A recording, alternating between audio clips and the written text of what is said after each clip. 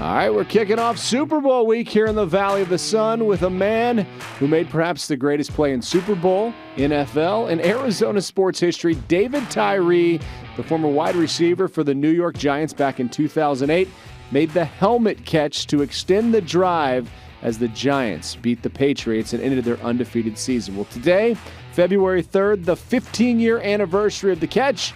We talked about how that moment changed his life and how he's spending his time now giving back. Yeah, man, we're going to feed the dream and paint the reality with the Catch Camp. It's Football Foundation.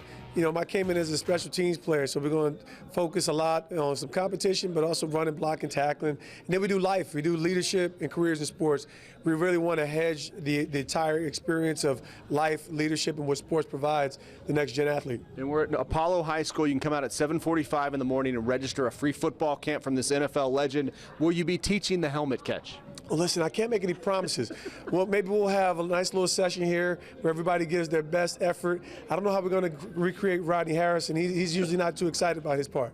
All right, take me through that moment in time. What was going through your mind as Eli got away from the sack and launched it to you? Yeah, man, I mean, like in football, you get a scramble drill. You know, you're deep, you got to come back, find some open grass.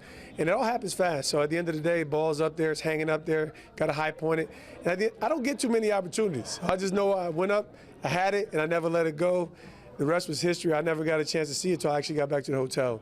You broke the huddle for that play. Yep. I mean, what was the play call, if you can remember, and what was Eli looking at? Yeah, it was 76 Max YSL Union. I can definitely remember that. And, you know, that means I got a post on the outside. Steve Smith was a rookie, got a nice little out-breaking route, good 2-minute drill call, and he got some in-breaking routes with Amani and Plax on the backside. And we actually had the coverage dialed up perfectly. I got to thank all those offensive linemen for not blocking anybody, because obviously it was a play breakdown, and at the end of the day, you just get to that backyard ball and you make a play, and that's exactly what Eli did. He did a little Vanilla Vic situation there. You know, that was, I think we were both out of character because I'm the black guy who can't jump either. So it was just two guys making a play, man, and we got some great things done to really shift the momentum. And you know, I think everybody knew once that play happened that we probably were going to win a game. Yeah. When you hit the ground, did you realize, one, that you had the ball, and two, the play you had just made? I knew I had it. That was what I went up. You know, you go up to high point the ball, and I knew I got two hands on it, but I was mentally prepared for some contact. And so when it came, I'm just clutching. In my mind, I'm just clutching. I don't know where the ball is. I remember securing the ball with that second hand again, but nothing in my head is saying I just caught it on the side of my helmet. Did you realize at that moment that the Giants had just won the Super Bowl and stopped the undefeated Patriots from happening? Nah, I wasn't even thinking of it. It was just great play. We got to score. And I've been a part of some of my best performances in my life have been in losses. So for me, I know it's never over, and you can't celebrate anything until you get the victory, because at the end of the day, every game, the purpose of it is to win a game. So it was great, and it was great to see Plax go get in the end zone. It was even better when Tom Brady had that last incompletion. So you know, and even more so, I was actually in the victory play, kneeling at the end of the game, confetti rolling down, and I can still remember like it was yesterday. How did you celebrate the victory?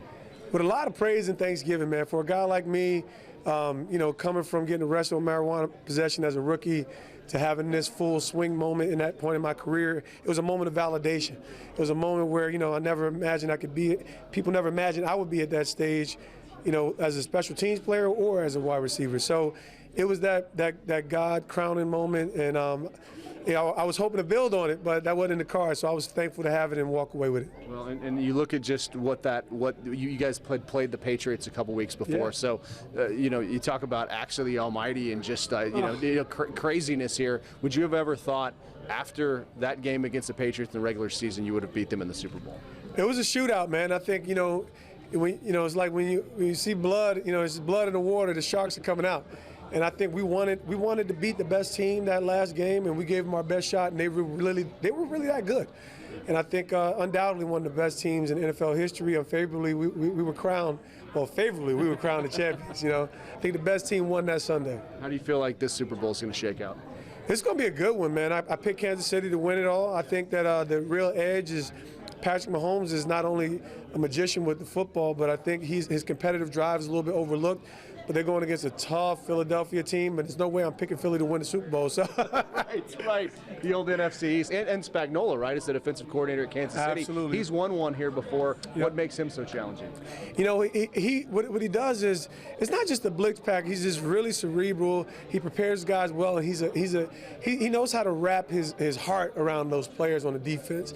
So he gives you all. His wife makes some great cookies too, so maybe that's the secret of the sauce. All right, and tell us, we talked about it live on TV, but the camp that's going on this weekend and what you're up to now that you're no longer playing football. Yeah, man, Catch Camp is something we're really excited about. We're here to feed the dream, paint the reality.